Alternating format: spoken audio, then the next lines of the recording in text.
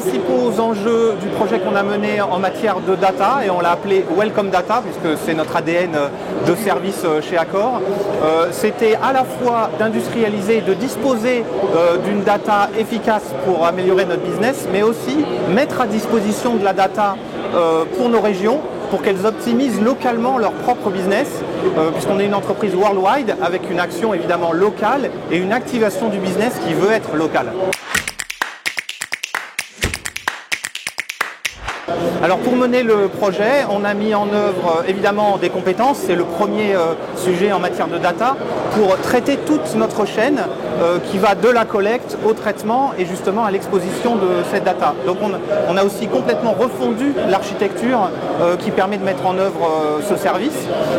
On a posé notre data lake chez Amazon, on a utilisé les services et les outils de talent pour traiter cette data et correctement la revamper, ou en tout cas la retravailler. On travaille aussi avec Snowflake justement pour pouvoir à la fois industrialiser du reporting et le traitement et l'exposition de cette data, mais aussi justement exposer des cubes virtuels ou en tout cas de la data bien choisie et bien pré-rassemblée pour que les régions puissent travailler avec davantage d'autonomie. Ça, c'est tout le volet data au sens moderne technologiquement, mais on pourrait dire un peu classique parce que ça recouvre le reporting. Mais on a aussi, et on est en train de le faire beaucoup, sur le traitement intelligent de la data, la partie big data et intelligence artificielle, puisque ça nous sert à la fois pour nous-mêmes mieux connaître nos clients, mieux gérer la personnalisation et mieux gérer le revenu management, qui est aussi un axe clé de notre rentabilité et qui a beaucoup à gagner à la mise en œuvre de techno big data et intelligence artificielle. Alors les résultats, comme le projet est encore en cours, évidemment, on compte bien avoir davantage de résultats positifs dans les mois et même années qui viennent. La première chose, c'est qu'on a résolu, ça contribue à résoudre le sujet qu'on a une data homogène, que tout le monde utilise la même, que la source de la vérité est la même, et que donc on réduit évidemment les différences de compréhension liées à utiliser des datas qui auraient des sources différentes. La deuxième chose, c'est qu'on peut bien traiter les besoins de chacun, des besoins globaux et des besoins locaux. Et ensuite, la mise en œuvre de cette techno récente permet tout simplement d'améliorer le business et l'expérience client.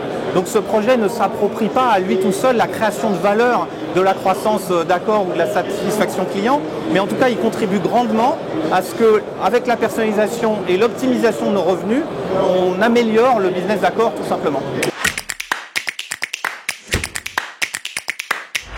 Évidemment, c'est d'être business oriented en matière de conseil. C'est toujours un peu délicat de donner des leçons. Ce qu'on tire comme expérience, c'est deux choses. C'est d'être toujours plus près possible des métiers et du business, y compris les techs. Donc tout ce qui concerne la transformation culturelle d'Accor, intégrée à la transformation digitale, est très important parce que ça consiste bien à ce que les techs et les compétences tech soient hyper proches du business puisqu'ils en ont aussi de la connaissance. Et le deuxième aspect, c'est à la fois de voir loin et de faire des petits pas. Le fait de voir loin, ça nous inscrit dans une démarche d'entreprise globalement avec de l'ambition, mais il ne faut surtout pas considérer que c'est le chemin qu'on va suivre de bout en bout et d'avoir des petits succès assez modestes, mais qui sont contributeurs vite à l'efficacité de l'entreprise. Et donc c'est de bien toujours voir loin, mais avoir une ambition modeste sur le petit pas suivant.